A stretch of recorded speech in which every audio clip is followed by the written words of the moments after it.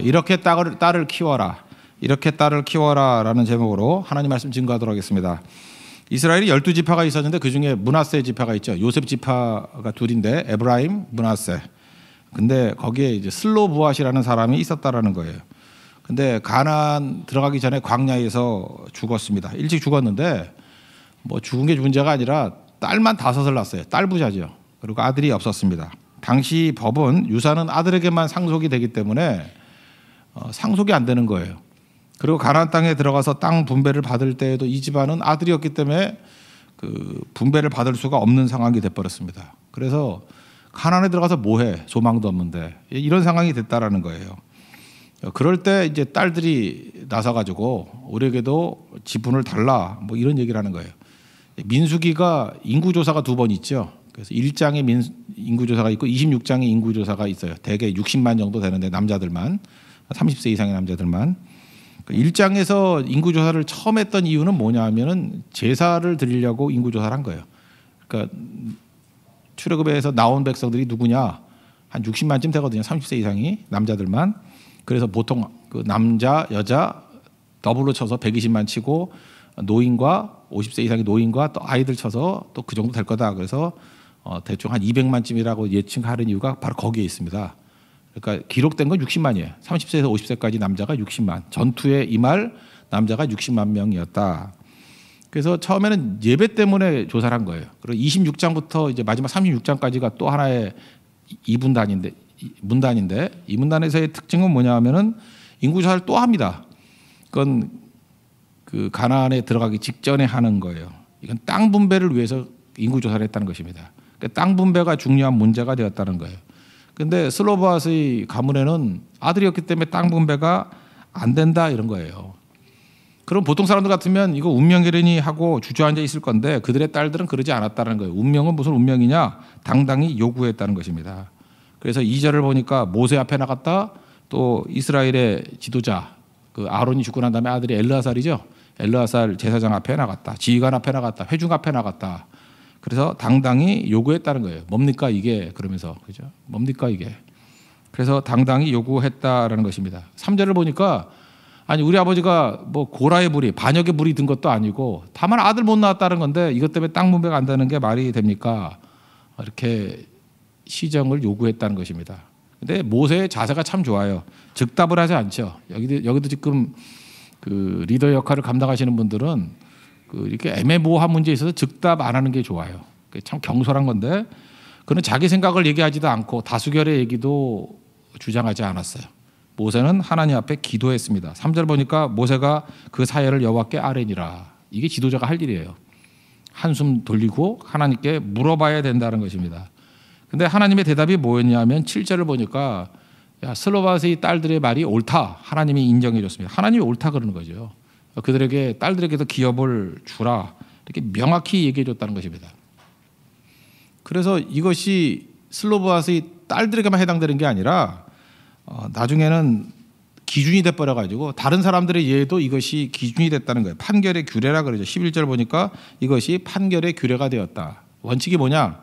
아들이 없으면은 1순위로 넘어가는 게 딸이고 우리나라도 거의 같은 것 같아요. 딸한테 가고 딸도 없으면은 그 죽은 사람이 형제한테 가고 그러니까 우리 자손의 입장에서 볼 때는 그 작은 아버지, 큰 아버지 걷죠. 형제한테 가고 그죠? 이제 그것도 안 된다 그러면 그 아버지의 형제들한테 가고 그러니까 할아버지 형제들 그것도 아니면 가까운 친족에게 가라. 뭐 지금 법하고 거의 똑같죠. 우리나라 법하고 이게 바로 여기서부터 나오기 시작한 거예요. 상속 유산법, 유산을 주는 법들. 우리나라도 이번에 애플 때문에 나온 것들 뭐 있잖아요. 집단 소송제라는 거. 그 애플이 뭐 배터리가 이렇게 소모가 되면 뭐 6나 6 이하부터인가요? 뭐 잘 모르겠는데 기능이 떨어지게 만들었다면서요. 그래서 집단 소송을 하는데 애플의 아이폰을 갖고 있는 사람이 다 소송하는 거 아니죠. 몇몇 사람만 소송을 한단 말이에요. 근데 만약에 소송에서 이겼다 그러면은 그 이긴 사람만 혜택이 돌아가는 게 아니라 그 소송에 참여하지 않은 사람들도 일반적으로 판례의 효력이 있어지는 것 이런 게 이제 집단 소송제라 그러더라고요. 그죠? 똑같은 예예요.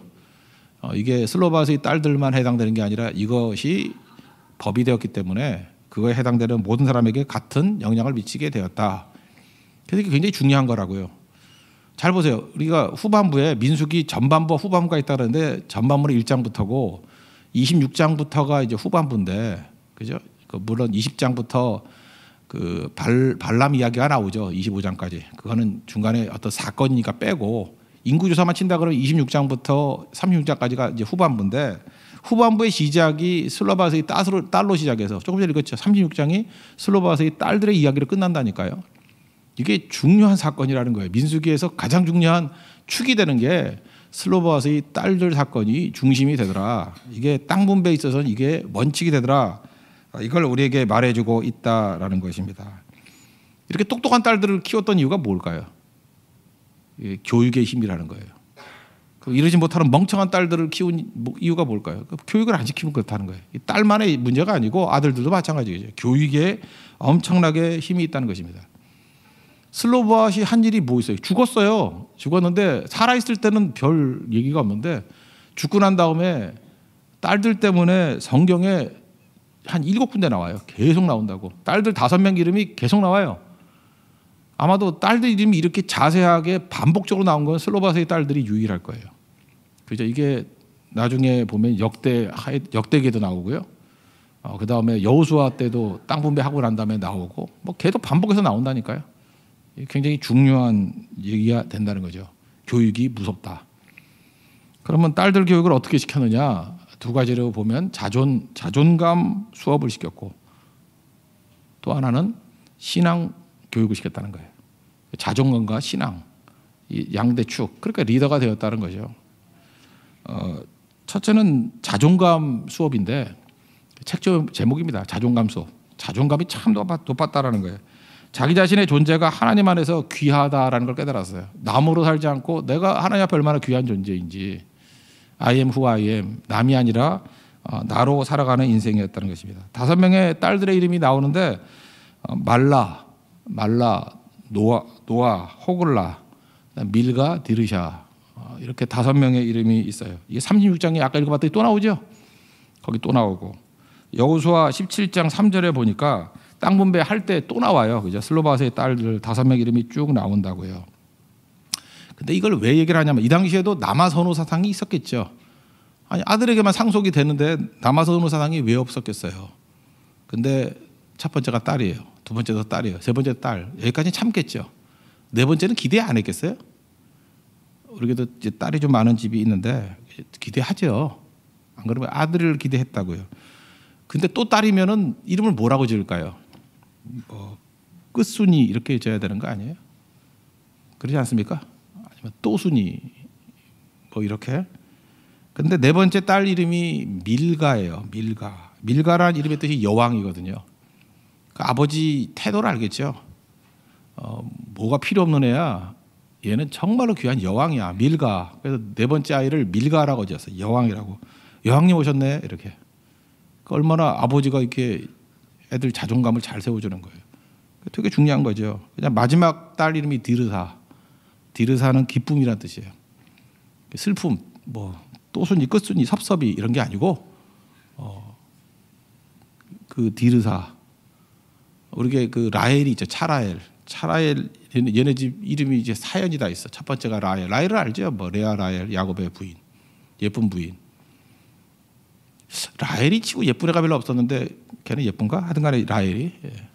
2번째가 디르사예요. 그러니까 디르사가 뭐냐 그러면은, 디르사가 뭐야? 그러면 얘는 뭐라고 해야 돼? 슬로바스의 막내딸. 그럼 딱 돼요. 이름 뜻은 기쁨. 이해가 되죠? 디르사. 얘네 집에서 디르사도 얘도 예쁘더라고. 그죠? 디르사. 셋째가 아스낫. 아스낫은 누구죠? 그 요셉의 마누라. 마누라 그러면 이상하나? 아내. 보디벨라의 딸. 그러니까 애굽의 제사장의 딸 아스낫. 그래서 그런지 그 집에서도 아스낫가 약간 좀 까마잡잡하고 좀 이국적으로 생겼어요. 그죠? 그러니까 아스낫. 뭐 그럴 수 있죠. 넷째가 갈렙. 갈렙은 금년의 의미가 있죠. 무술년. 갈렙의 뜻이 개거든요. 금년 개띠잖아. 그죠? 개. 강아지, 독이요, 독. 갈렙. 막내가 드보라더라고요. 5명이거든요. 그러니까 딸 넷이고 4번째가 아들이에요. 갈렙. 그다음에 드보라. 드보라 뭐 알죠? 사사 드보라. 여자 사사 드보라. 이렇게 5명 오는데 이름이 다 근데 이 집이 성경을 잘 모르는 것 같아요. 순서가 뒤죽박죽이야. 그 정리를 하면은 제일 먼저 나온 애가 누구죠? 라헬이고 그 다음 나온 사람이 누구였어요? 그 다음에 그 디르사겠죠. 디르사고 그 다음 아니 아스낫이 먼저겠네. 아스낫 아니지.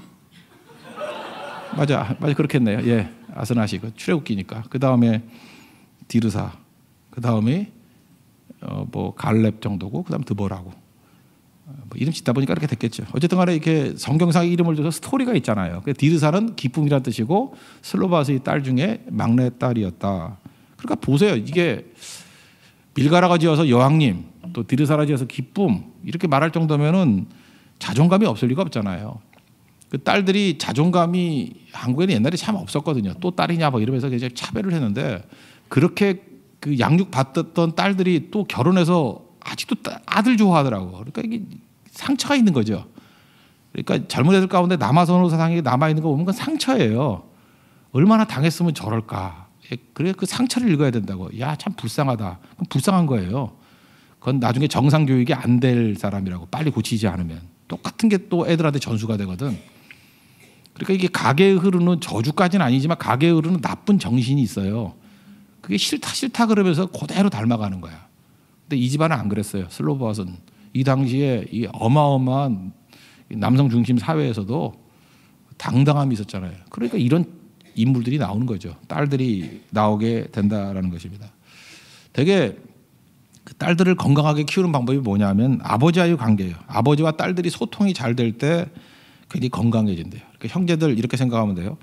어떤 자매가 좋은 자매냐? 그 아버지하고 교통이 잘 되는 사람 있죠. 그러니까 자기 쪽으로 볼 때는 이제 장인어른하고 아주 소통이 잘 되고 진짜로 허세가 아니라 진짜로 잘 되는 거. 그러면 건강한 딸이라는 거예요. 건강한 딸. 그리고 딸들에게 이게 의사결정을 내릴 때 하여튼 그 아버지와의 관계 속에서 모든 의사결정이 다 내려지는 거예요. 아버지와의 관계가 좋으면 남성에 대한 그 상이 좋아요. 근데 아버지와의 관계가 나빠지면은 모든 남성상이 다 깨지는 거야. 그래서 남자들하고 결혼해서 살기 힘든 게 그 아버지하고 관계가 아주 안 좋은 여자들이 있죠. 그러면 그 상처가 남편한테 거들어가거든. 똑같아진다 그런 거고. 또 아버지를 불쌍히 여기는 사람들이 있죠. 아버지가 뭐 이렇게 아프거나 아니면 맨날 뭐 술이나 퍼마시고 이러는데 딸들이 도와주거나 이러면은 이게 교차가 되는 거예요. 분노와 긍휼이 교차가 되는 거예요. 그래서 어떤 때는 좋을 때는 되게 좋다가 또 아닐 때는 막 폭발해 버리고 뭐 그러는 거예요. 그래서 딸과 아버지와의 관계가 나중에 남편과의 관계로 이루어질 가능성이 아주 크다라는 것입니다. 그래서 아버지와의 관계가 안 좋았던 여자분들 한번 생각해 보세요. 그 남자친구하고 사귈 때도 똑같은 현상이 벌어지지 않아요? 이게 굳어진다는 게 아니라 주 안에서 우리는 다 변화될 수 있으니까 이거 빨리 끊어버려야 된다고. 그래서 하나님 아버지와의 관계가 좋아지면 또 회복이 돼요. 하나님 아버지와의 관계가 좋아지면. 근데 여기 슬로바스는 딸들과의 관계가 아주 좋았겠죠. 그러니까 이런 작품들이 나온 거죠. 기가 막히다라는 것입니다. 그래서 잘 키운 딸 하나 열아들 부럽지 않죠. 이건 뭐 더 중요한 거예요. 자기 주장을 정확히 합니다. 그래서 주장 2가지. 아버지의 이름을 기록해달라. 명분. 그리고 땅 달라. 실리. 그러니까 명분과 실리를 다 요구할 줄 아는 정말 당당한 딸들이었다는 것입니다. 그리고 얘기하잖아요. 발레를 든 거예요. 우리가 뭐 반역했던 고라자손 같은 사람이었냐? 아니었다. 충성했던 집안이었다. 근데 왜 안 주냐? 그러니까 이게 먹히는 거죠. 여러분 그 남아선호 사상이라는 게 계속 있으면은 왜 문제가 되느냐 하면 한번 생각해 보세요. 아들에게 이런 권리가 다 간다 그러면은 뭐 대가 끊긴다 그래가지고 얼마나 무리수를 둬가지고 애를 낳습니까? 그죠? 그러니까 첩도 두고 첩을 두는 게 당시에는 합리화될 수밖에 없었다고. 왜 그러냐면 첩을 두느냐 안 두느냐에 중요한 게 아니라 재산권 다 날아가 버리는데 첩 아니라 첩 할머니라도 둬야지. 그죠? 그래야 집안이 안 망가져. 그러니까 그거는 제도 때문에 나온 문제예요. 이건 그러니까 지금 그런 게 없으니까 축첩 제도가 사라져도 문제가 없잖아요. 지금은 그게 얼마든지 비난받아야 될 문제고 되는 거죠. 아직도 잘 모르는 것 같은데 여자분들 명확히 알아두세요. 부모님이 돈이 무지하게 많아. 뭐 우리 교회는 별로 없겠지만 돈이 무지하게 많아. 근데 아직까지 아버지가 꼴통이라서 아들한테 재산을 많이 물려주려고 그래. 그 소송만 하면 그대로 다 받아낼 수 있어요? 잊지 말라고. 딸들과 아들의 재산 상속 비율이 1대1이야. 똑같아요. 시집 가고 안 가고 아무 관계 없어요. 똑같아요. 아버지가 부자인 자매들 혹시 있으면은 희망을 가지라고. 그럼 아버지가 아들한테 다 물려주겠다가 말을 해도 그 소송 걸면 다 무효야. 아버지가 뭔 짓을 해도 다 무효야. 그냥 똑같아요. 아들, 딸 막 섞여서 시집 가고 안 가고 섞여서 4명이 있다 그러면 다 1대1이에요. 다만 그 어머니나 아버지, 배우자는 50%를 더 주니까 1.5. 이해가 되시죠?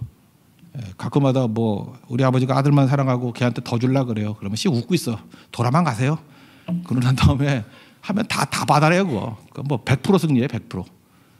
그러니까 지금은 제가 볼 때 이 법이 바뀌고 난 다음부터 우리나라 달라진 것 같아요. 이제는 딸이나 아들이나 아무 차별 없어요. 부모가 뭔 짓을 해도 관계없어요. 그 제도가 뒷받침해 주거든.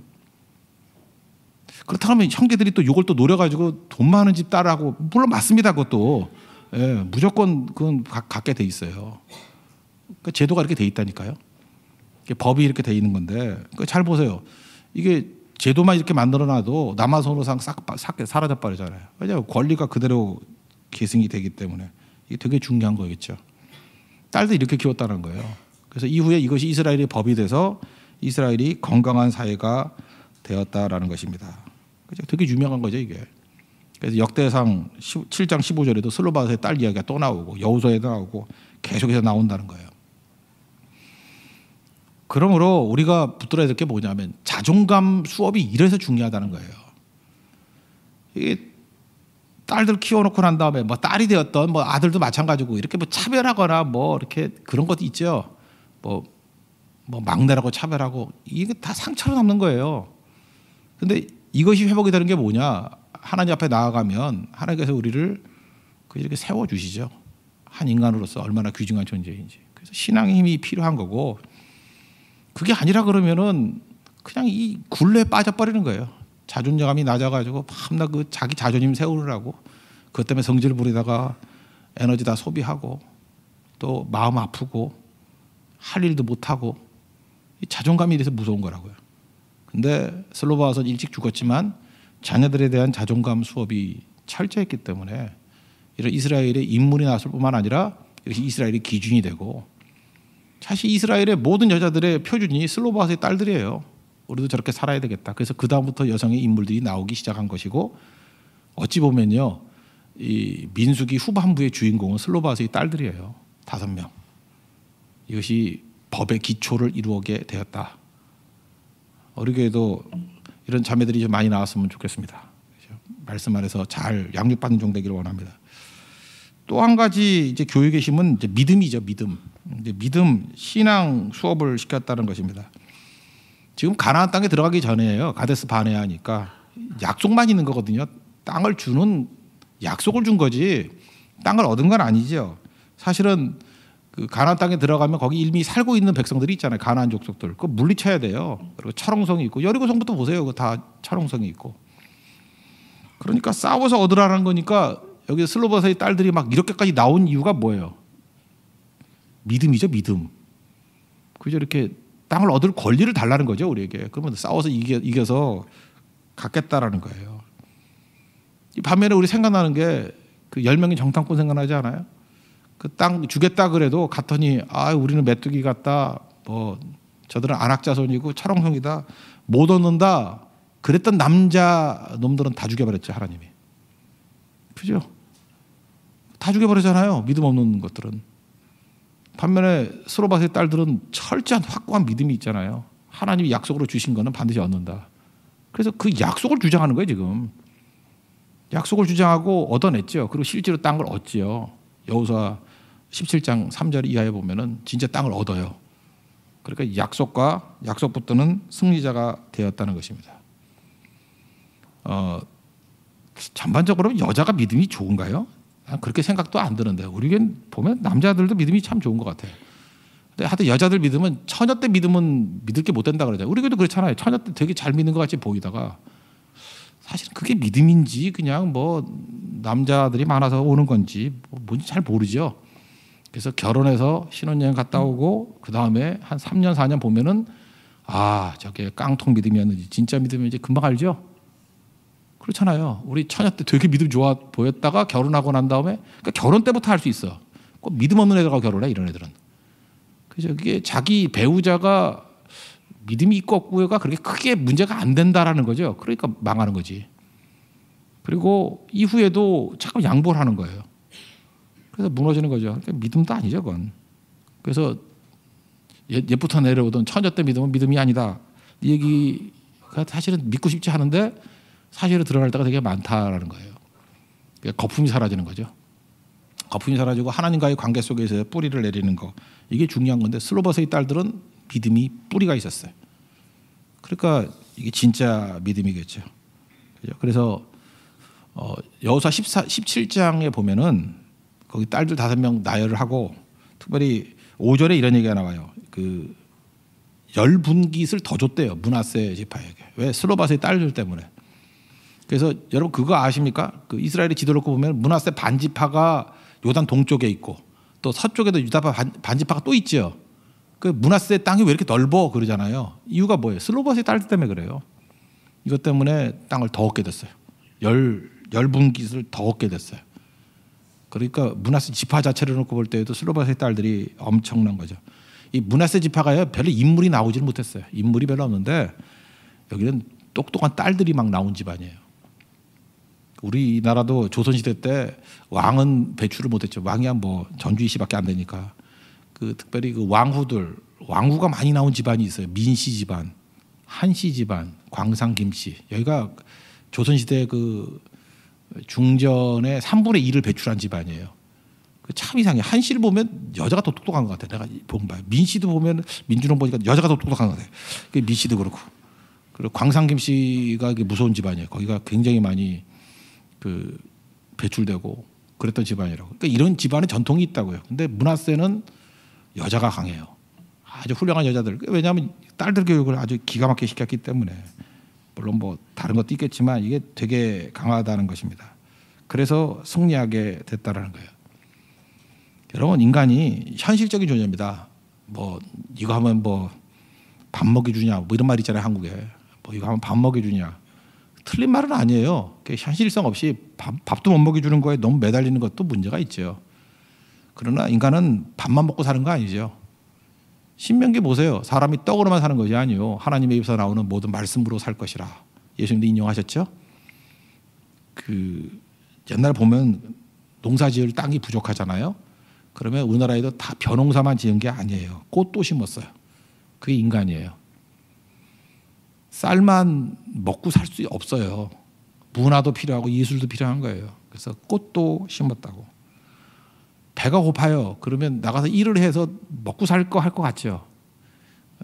허기진 배를 움켜쥐고 시를 쓰는 사람이 있었어요. 그게 인간이에요. 돈으로 다 되는 게 아니에요. 인간은 의미의 존재고요. 그 다음에 사명이 있어야 된다는 거예요.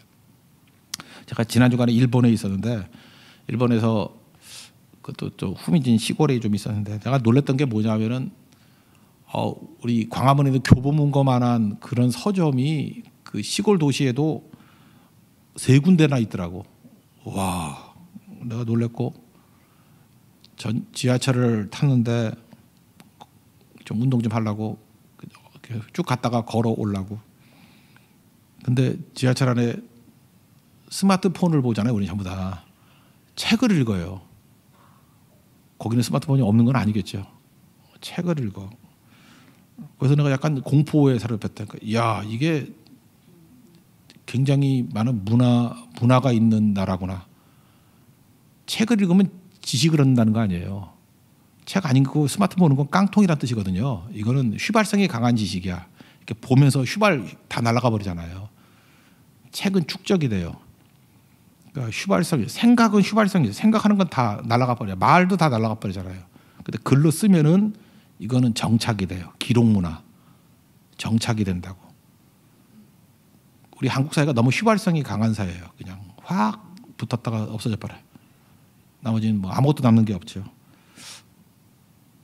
그러고 난 다음에 내가 그 서점에서 보니까 까막눈이잖아요. 하나도 안 보이니까. 너무 관심 있는 내용들이 많아. 그래서 제가 일본 책을 읽을 정도로 일본어를 공부를 할까 생각이 들어요. 그러니까 한자는 뭐 대충 읽을 수 있고 뭐 그냥 일본어 좀만 알면은 읽겠더라고. 그래서 제가 회화 말고 일본 책을 좀 읽고 싶어서 일본어를 하고 싶은 마음이 생겨서 오늘 하루밖에 안 했지만 하루 공부를 했어요. 예. 근데 되겠더라고. 뭐 별로 어렵지 않더라고. 뭐 네이버에 보니까 뭐 이렇게 강좌 쭉 나오더라고. 그래서 계속 들으니까 들리던데 뭐 왔다시야 뭐 어쩌고 저쩌고 하면서 뭐 들리더라고. 뭐 그래서 계속 하면 되겠더라고. 계속 하면. 저는 목적이 이게 책을 읽고 싶어서. 엄청난 책이 나와요. 근데 그게 팔리는 것 같아. 엄청난 책이 나오는데 엄청나게 지금 제가 볼 때 지식의 양이라 그러면 책으로 판다 그러면 인구도 차이가 있기 때문에 한국에 한 100배는 되는 것 같아요. 제가 그래서 느낀 게 현실에만 뿌리내리는 거 아니에요. 뭐 우린 얘기 그랬죠. 일본 만화의 특징이 뭔지 알아요? 우리 한국 만화는 끝이 허무해.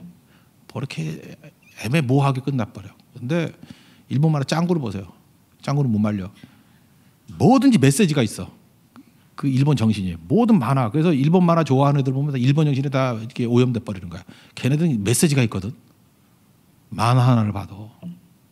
근데 우리는 뭐 뒤죽박죽이고 한데 그런 의미에서 일본은 나름대로 교육을 하고 있는 거예요. 그래서 걔네들이 생명 걸고 교과서 저렇게 붙드는 게 교육의 힘을 믿기 때문에 그래요. 근데 우리는 이랬다 저랬다 뭐 정권만 바뀌면 교육의 틀이 바뀌어버리고 이러니까 문제가 되죠. 그러니까 우리 인물은 교회에서밖에 안 나올 것 같아요. 교회는 끝없이 말씀에 뿌리를 두는 교육을 시키는 거니까. 신앙교육이니까. 뿌리 내려야 돼요. 그러지 않으면 이길 길이 없죠. 물론 이깁니다. 분명히. 인간은요. 먹는 걸로 끝나지 않아요. 그래서 옛날에 옛날 무덤 봐도 사람 매장할 때 그 위에 꽃을 뿌렸다 그러잖아요. 남아있대잖아요. 인간은 의미를 추구하는 존재라고. 쇼생크 탈출 보세요. 앤디. 그 독방 들어갈 걸 감수하고 피가로의 결혼 모차르트 음악 틀어주잖아요. 그때 감동 있지 않아요? 감옥에 갇혀 있는 사람들이 그냥 놀고 먹자는 게 아니라는 거예요. 그런 클래식 음악을 들을 때 그 얼굴들 보세요. 감동받는 얼굴. 그게 인간이라는 것입니다. 인간은 믿음으로 삽니다. 약속으로 삽니다. 사명으로 삽니다. 여러분 왜 피곤한지 알아요? 사명이 없으니까 피곤한 거예요. 믿음이 없으니까 피곤한 거예요.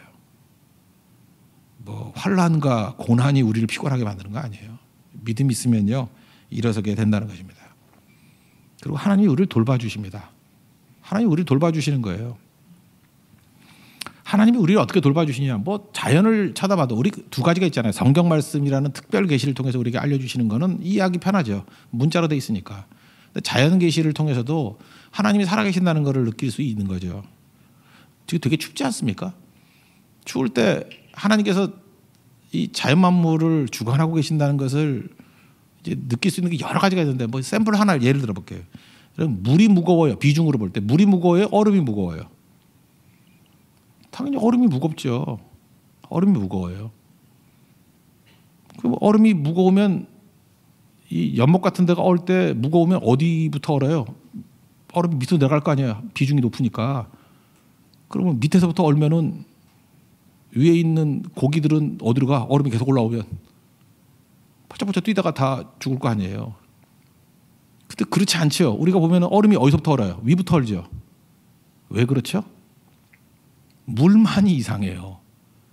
가장 비중이 높은 게 영하가 아니고요. 4도씨예요. 4도 학교 때 배웠죠. 4도씨일 때 영상 4도일 때 비중이 제일 높아요. 그러니까 얼기 직전에 온도가 얼음보다 무거워. 그러니까 그게 밑으로 내려가는 거죠. 그러니까 얼음이 뜨죠. 납득을 잘못한. 왜 4도일까요? 그래야 물고기가 안 죽지.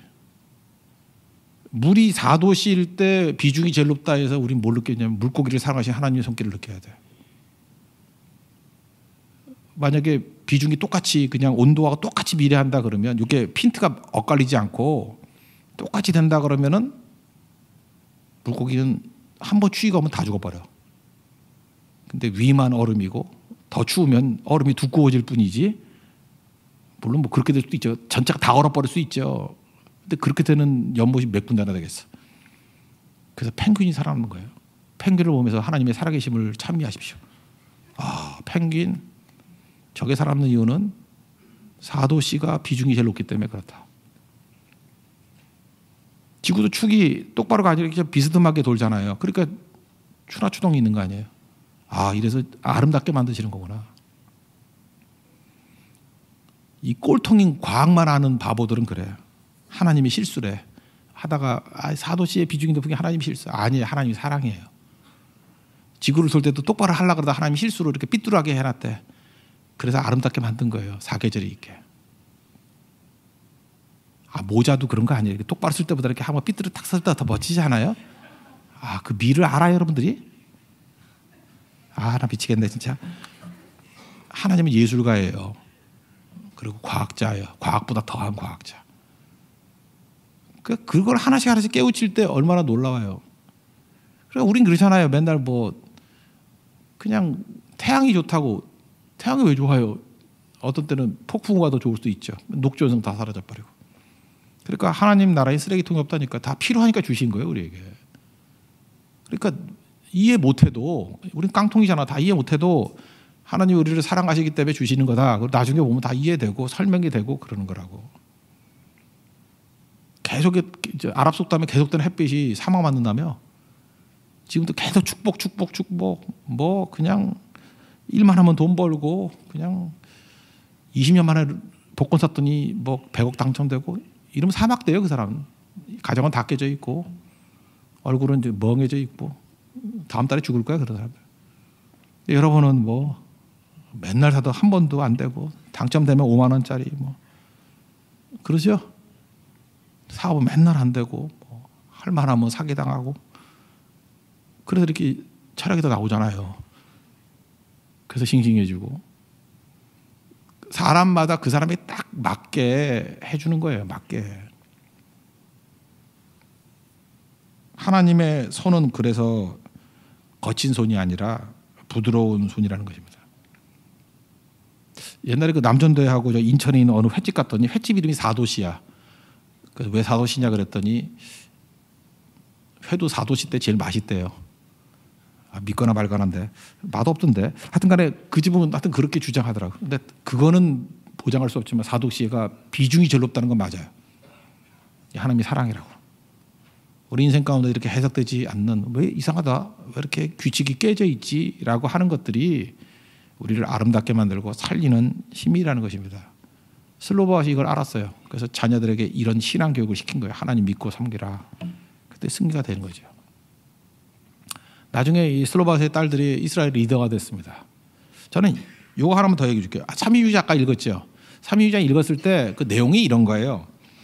그 슬로바스의 딸 이야기로 시작해서 26장부터 시작해서 27장에 나오잖아요. 32장이 마무리를 짓는데 딸들에게 재산이 간다 그러면은 므낫세 지파에 있는 애들이 딴 지파의 남자하고 결혼해버리면 재산 가지고 나가버리는 거 아니냐. 그러면 므낫세 재산이 줄어들면 어떡합니까? 라는 얘기를 하는 거예요. 그랬더니 또 모세가 또 잠깐만 하고 또 기도하고 그래 니네 말도 오라. 그 황희정승 같은 얘기죠. 뭐 물어보면 다 네 말이 옳대. 네 말이 옳도다. 그래서 그 다음에 내린 그 결론이 뭐냐 하면은 슬로바스의 딸들 너희들 결혼은 마음대로 해. 자유결혼이야. 마음대로 시집 가려니와 36장 6절이에요. 그러나 니네 지파 사람에게만 결혼해라. 결혼에 제한을 둔 거예요. 므낫세 지파에만 결혼해. 그래 딴 데로 안 가지 재산이. 그럼 자매들 억울해요? 므낫세 지파도 엄청 많아요. 남자 무지 많다고. 그래서 해결을 한 거예요. 그러니까 이 성경 정신이 뭐냐면은 어떤 난제가 생겼을 때 그냥 믿음으로 윽박지르는 게 아니에요. 그냥 믿고 따르라는데 말이 많어 이게 아니고요. 하나님 말씀의 원칙을 가지고 이렇게 세부적으로 해결이 안 되는 문제에 대해서 제기를 하면은 하나님 앞에 엎드려 기도하고 하나님이 주신 답을 가지고 하나씩 합리적으로 해결하는 거예요. 율법 정신이 뭐라 그랬어요? 억울한 자가 얻게 하라, 가난한 자가 얻게 하라. 이렇게 풀어나가는 거예요. 이게 되게 중요한 거라고 생각해요. 제가 일본에서 느꼈던 게 뭐냐면 일본은 그냥 외국 문화를 그대로 받아들이는 것 같아요. 그대로. 그래서 편의점도 컨비니언스 샵이잖아요. 그래서 내가 이거 뭐라고 그랬더니 제가 리스닝이 되는지 보죠. 콤비니라 그러는 것 같아요. 콤비니. 편의점이 콤비니야. 우린 편의점이라 그러잖아. GS25라 그러나?